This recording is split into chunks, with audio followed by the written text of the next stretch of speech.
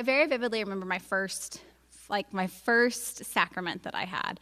Well, I guess it wasn't technically my first sacrament, baptism, but my first reconciliation. And, we all have mistakes. We all are sinful. We're all sinful, right? We can all agree in this room, even Father Jason, we're all sinful.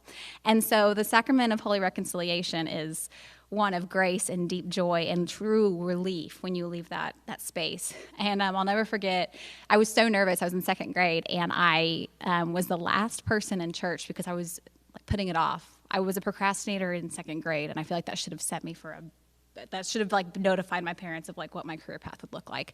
But I was like, I'm going to wait till everybody leaves. So I leave, I wait, and Father Jack is like, all right, Channing, come on. And my mom says I took 20 minutes for confession. I was in second grade. What had I done? What had I done that was so intense? But Father Jack went to give me the sign of the cross and, or the blessing. And so, puts his hand right here, and I give him the biggest high five. And I saw him a few weeks ago when I went home, and he was like, I still tell that story every day. Every confession or reconciliation class, I tell that story. And I was like, well, I'm glad that somebody got a good kick out of it. But that has consistently threaded something through my life.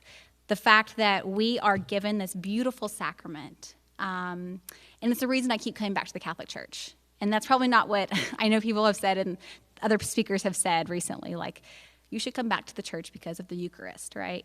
That's one of the things that's just been threaded throughout my Catholic life is that grace, that gift that is given to us, although it is extremely vulnerable and you feel like you walk in and you're just naked. You're going in there and